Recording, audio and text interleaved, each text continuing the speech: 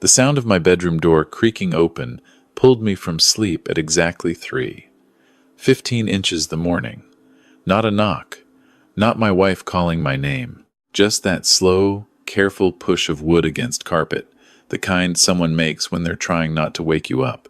Except I was already awake. I'd been awake for 2 hours, sitting up in bed in the darkness, waiting. My heart was steady. My hands weren't shaking. At 67 years old, after 43 years of solving engineering problems that could kill people if I got them wrong, I knew how to stay calm under pressure. The hallway light spilled into my room, and I saw 2 silhouettes, then a third. My son's voice came first, that fake cheerful tone he'd been using on me for weeks. "Dad, sorry to wake you, but this is important. We need you to sign something. It can't wait until morning." Behind him, I heard my daughter-in-law, Vanessa, whisper, urgently, "Just get him to sign it. The notary's charging us double for the middle-of-the-night call." A notary. They'd brought a notary to my bedroom at 3:15 inches the morning. My own son, Tyler, the boy I'd put through engineering school. The kid who used to help me draft blueprints at the kitchen table. The man who was now trying to rob me blind. But they weren't looking at the bed. They were looking at the closet door, which had just swung open. My lawyer, Patricia Chen, stepped out with her phone held up, the recording light clearly visible. "Good morning, Tyler," she said calmly. "Or should I say good night?" Breaking into someone's bedroom, attempting to procure signatures under duress. Fraud. All on video, time-stamped, and already uploaded to secure cloud storage. The notary, a nervous-looking woman in her 50s, backed toward the door so fast she nearly tripped. Tyler's face went white.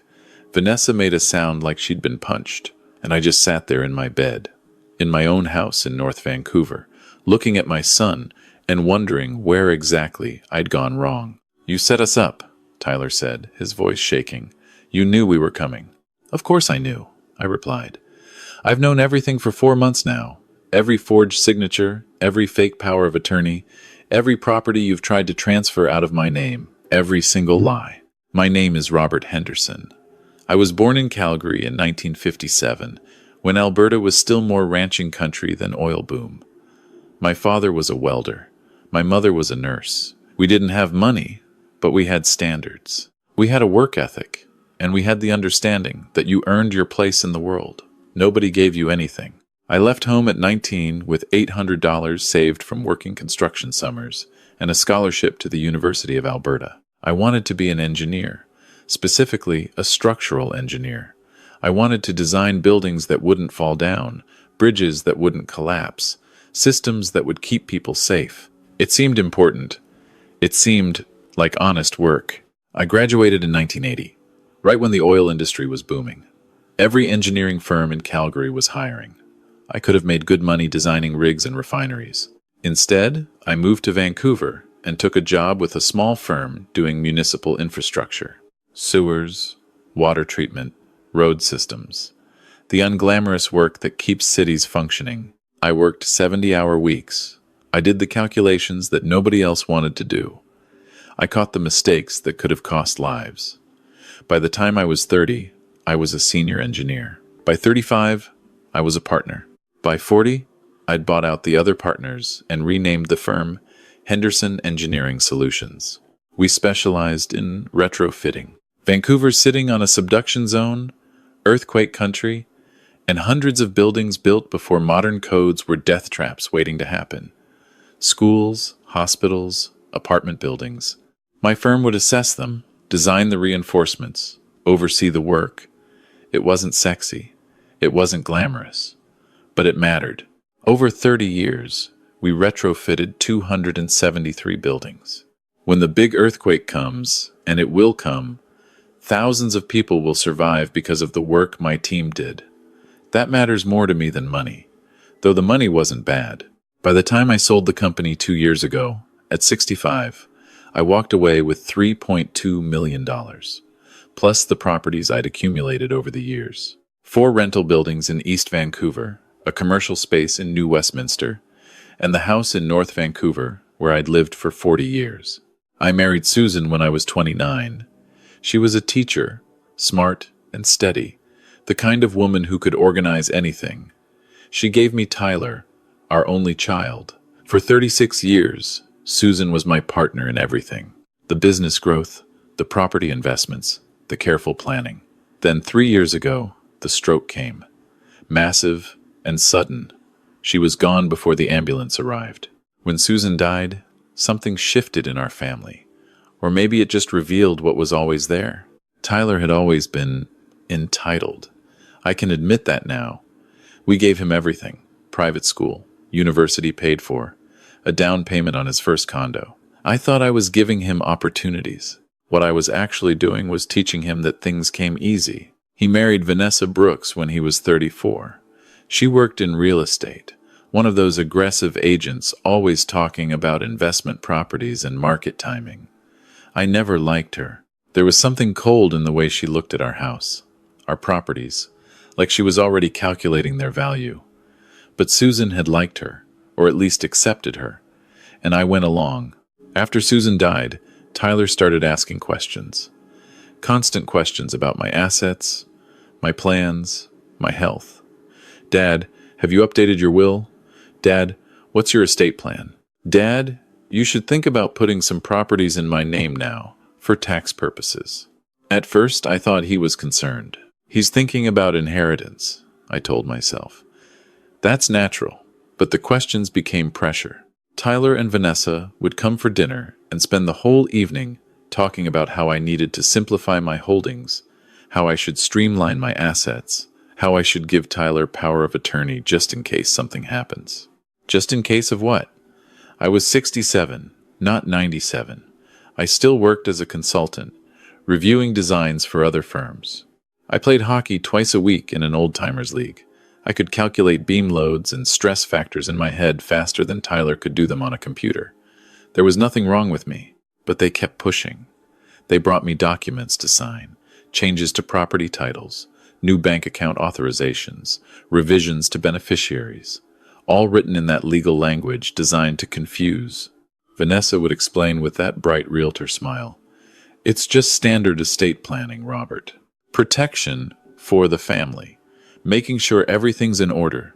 Something told me not to sign. The same instinct that made me double-check calculations, that made me question assumptions, that had kept buildings standing for 3 decades. So I did what I always did when something felt wrong. I investigated. I hired a forensic accountant, a guy named David Park, who specialized in finding financial fraud. I gave him access to everything. My personal accounts, property records, all of it. "Find anything that doesn't look right," I told him. And I hired a private investigator, former RCMP, named Sarah Mackenzie. "Follow my son and his wife," I said. "See what they're really up to." What they found broke something in me. Not financially, emotionally. David discovered that over the past 18 months, Tyler had been systematically using forged documents to access my assets. He'd created a numbered company in Alberta, 284739, 2 Alberta Limited, and had been slowly transferring properties into it. My rental building on Commercial Drive, worth $700,000. My commercial space in New West, worth $450,000. Even some of my investment accounts, nearly $500,000, all moved into this shell company where Tyler and Vanessa were the only directors. But that wasn't the worst part. Sarah discovered the plan. She'd followed Vanessa to a medical clinic in Burnaby, photographed her meeting with a doctor named Stephen Walsh, a neurologist who had never examined me but was willing to sign an affidavit stating, "I showed clear signs of cognitive decline and early-stage dementia," for $5,000. The plan was elegant in its cruelty. Tyler would petition the BC Supreme Court for committeeship over me, using the fraudulent medical evidence. He'd claim I was no longer competent to manage my affairs. Once the court appointed him, he'd have complete control. My business, my properties, my money, all of it. And I would effectively be a prisoner, unable to make any legal decisions.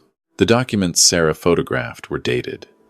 They were planning to file the petition in 3 weeks, and then they were going to move me, not to a care home, at least not immediately. That would look suspicious. No, They'd found a private assisted living facility in the interior, near Kelowna, far from Vancouver, far from anyone who knew me, somewhere I could be isolated while they dismantled everything I'd built. When I read those reports, sitting in my study at midnight looking out at the lights of Vancouver Harbor, I didn't cry. I didn't rage. I felt something colder. Betrayal, yes. But more than that, a kind of clarity. My son was not who I thought he was. Maybe he never had been. And his wife was worse. She was a predator in expensive clothes, and I had welcomed her into my family. I called Patricia Chen the next morning. Patricia had been my lawyer for 25 years. She'd handled my business transactions, my property deals, my contracts. She was 68 years old, sharp as a razor, and completely loyal. When I showed her what I'd discovered, she sat in silence for a long time. Then she said, "Robert, this is bad. If they succeed with this committeeship petition, even with fraudulent evidence, it could take years to fight it. Years during which they have control." "We don't have years," I said. "We have weeks. Then we need to act fast." We built a strategy. First, I restructured everything. I created an irrevocable trust for my key assets, with Patricia, my accountant, and 2 independent engineers as trustees. The trust was designed so that even if someone got committeeship over me personally, they couldn't touch the core assets. Second, I transferred my remaining properties into a different structure, properly documented with independent appraisals, not like Tyler's forgeries. Third, I secured my accounts. New banks, new passwords, 2-factor authentication on everything. I made it so that even if they had my social insurance number, they couldn't access a dollar. Fourth, and most important, I gathered evidence.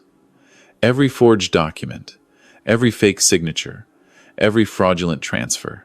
David put together a forensic report that could stand up in any court. We compiled everything into a single file, proof that would destroy their committeeship petition and probably put Tyler in prison. Then I waited. I knew they'd make a move soon.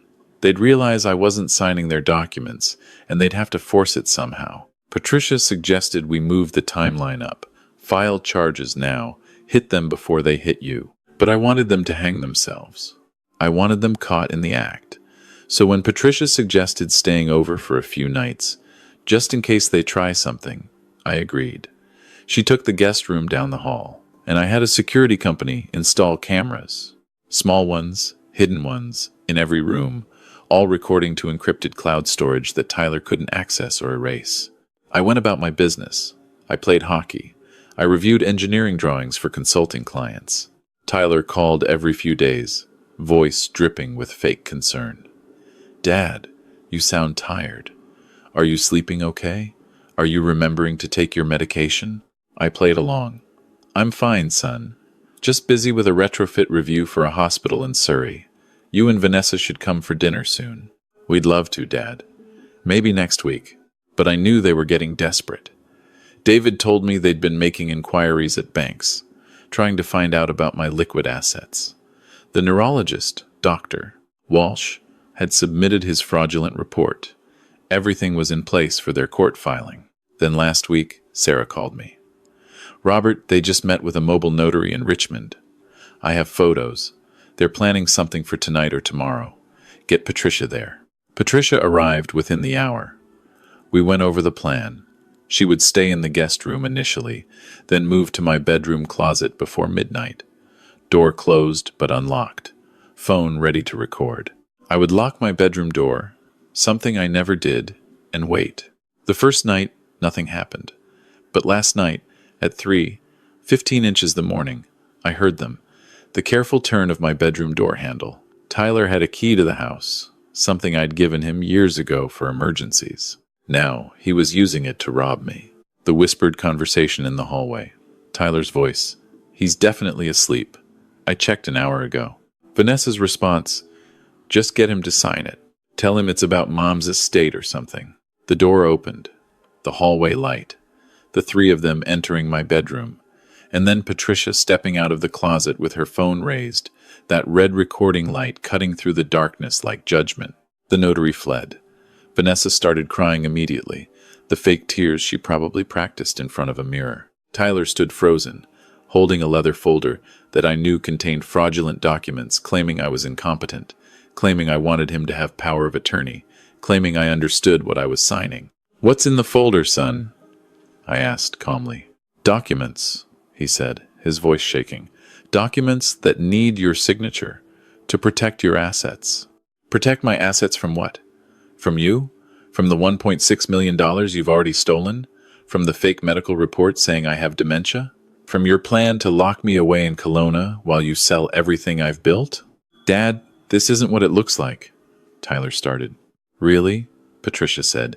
"Because, from where I'm standing, it looks like breaking and entering, fraud, forgery, theft over 5,000, and conspiracy, all of which are criminal code offenses."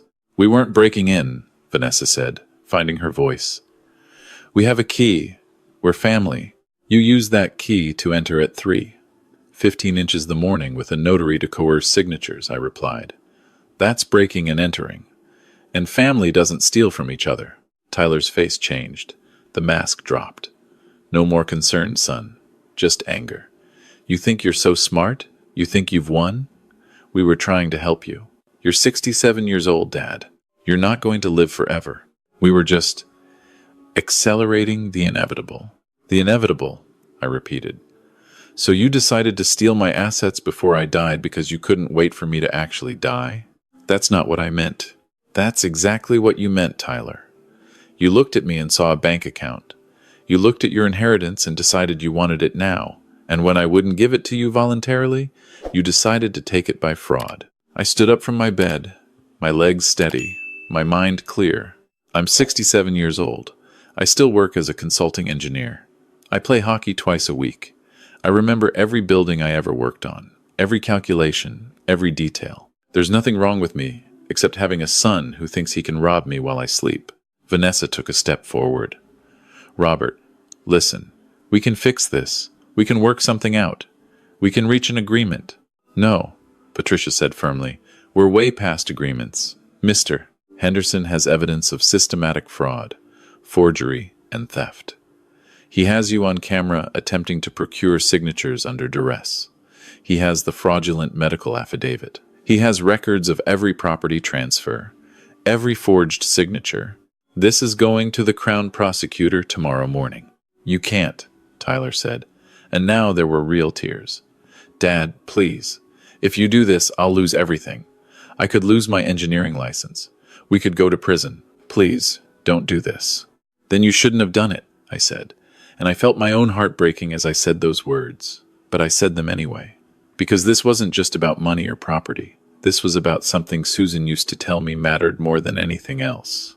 Integrity, self-respect, the ability to look at yourself in the mirror and recognize who you are. Tyler and Vanessa left my house at 3:45 inches the morning. Tyler was crying. Vanessa was making threats she couldn't back up. The notary had already sent a formal letter to Patricia, saying she'd been deceived about the nature of the meeting and would be filing a complaint with the regulatory body. Patricia and I sat in my kitchen drinking coffee as the sun came up over the North Shore mountains. "Are you okay?" she asked me. "No," I replied honestly. "I feel like I've lost my son." "You lost him a long time ago, Robert. Or maybe he was never really the person you thought he was. This just made it visible." The next morning, we went to the Vancouver Police Department.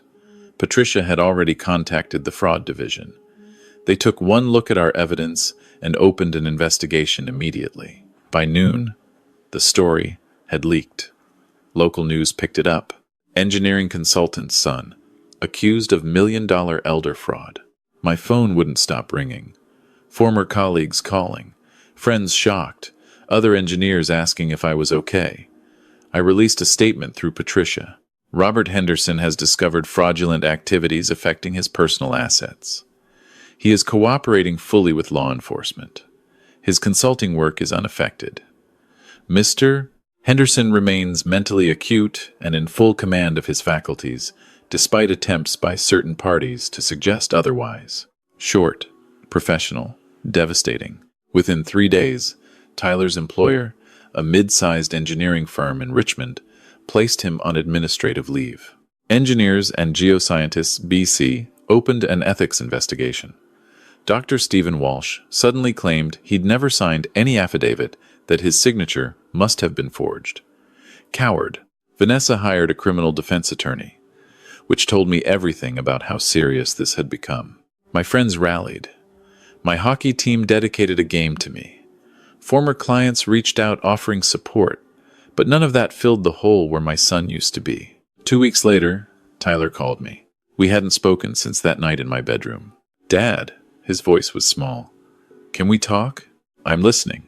Vanessa's lawyer said you wanted to speak with me directly.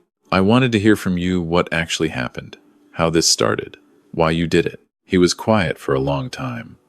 Then he started talking, and what he said was somehow worse than I'd imagined. It started after Mom died, he said.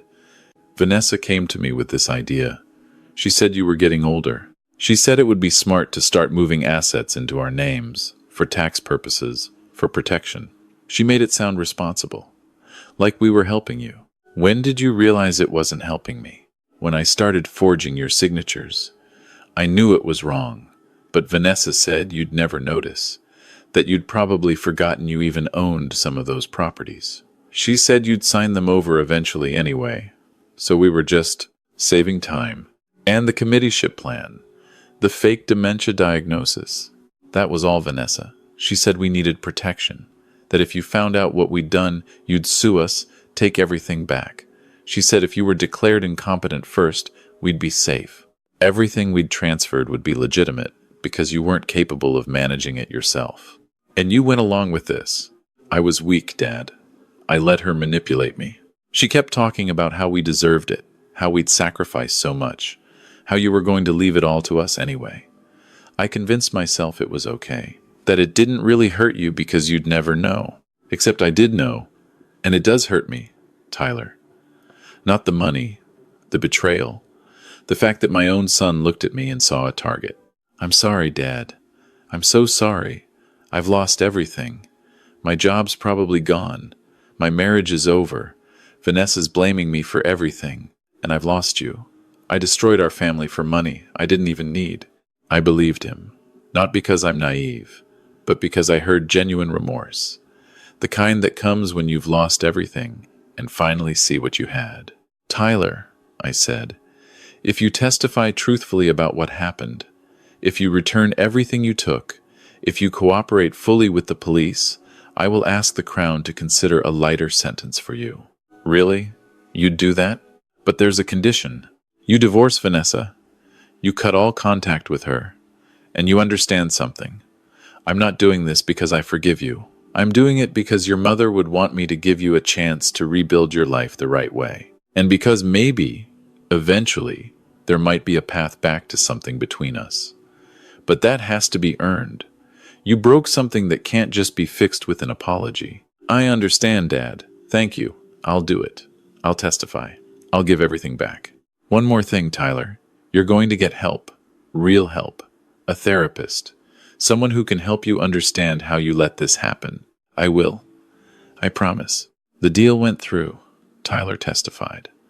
Vanessa Brooks was convicted of fraud, forgery, and counseling to commit fraud. She got 4 years in federal prison, lost her real estate license permanently, lost access to everything she'd stolen, plus additional penalties and fines. Tyler pleaded guilty to fraud under $5,000 for his role. Got 2 years probation, 300 hours of community service, and a suspension of his engineering license for 5 years. He had to repay everything, attend counseling, and have no contact with Vanessa. The judge, a woman named Justice Margaret Wong, addressed him directly. Mr. Henderson, you betrayed your father's trust in the worst possible way. You exploited his grief, his age, and his love for you. The only reason you're not going to prison is because your father, showing more grace than you deserve, has asked me to consider rehabilitation over punishment. Don't waste this chance. Today, 10 months later, I sit in my study in the house Susan and I bought 40 years ago. The engineering work continues. My assets are secure. I still play hockey, still consult, still live independently. Tyler calls me once a month. The conversations are short, careful. How are you doing, Dad? Fine. How's the counseling going? Good. I'm learning a lot. That's all we have right now. Maybe someday it'll be more. Maybe not. I think about Susan often, what she would say about all this. I think she'd be heartbroken about Tyler. But I also think she'd understand why I did what I did. Because Susan was the one who taught me that love doesn't mean enabling. Sometimes love means setting boundaries. Sometimes it means saying no. Sometimes it means choosing your integrity over keeping the peace. People ask me if I have regrets. I do. I regret that my son felt entitled to steal from me. I regret that I didn't see Vanessa's true nature sooner. But I don't regret defending myself. I don't regret refusing to be a victim. I don't regret standing up and saying, this is wrong, and there will be consequences. Because at the end of the day, when everything else falls away, the only thing you really have is your dignity, not your money, not your property, not even your family, as painful as that is to admit. It's your ability to look at yourself in the mirror and recognize the person staring back. And I can still do that. At 67 years old, after everything that happened, I can still look in that mirror and see Robert Henderson, the welder's son who became an engineer, the man who made buildings safe, the husband who loved his wife faithfully for 36 years, the father who tried his best, even when it wasn't enough, the man who refused to be robbed, even by his own son. That's who I am. That's who I'll always be, and nobody can take that away from me because I didn't let them. I fought back. I protected what was mine. Not just the money and the properties, but something more important, my self-respect, my autonomy, my right to make my own decisions about my own life. So to anyone out there facing something similar, anyone who feels like their family is trying to take advantage of them, anyone being told they're too old, too confused, too weak to fight back, I want you to hear this. You are not too old. You are not confused. You are not weak. You built your life. You earned what you have. And you have every right to protect it. Don't let anyone tell you that family loyalty means letting them steal from you. Don't let anyone convince you that love means surrendering your dignity. Fight. Stand up. Defend yourself. Because in the end, that's the only thing that matters. Not the money, not the property, not even the relationships. What matters is knowing you stood up for yourself when it counted, that you refused to be a victim, that you chose integrity over peace. That's the legacy that really matters. That's what I'm leaving behind. And nobody, not Tyler, not Vanessa, not anyone, can take that away from me because I never gave them permission to try. I stayed who I was, an engineer, a man who solves problems, a man who builds things that last, including my own self-respect. And that, more than anything else, is what keeps me going, knowing that when they came for me at 3:15 inches the morning, I was ready, I was prepared, I was awake, and I refused to sign.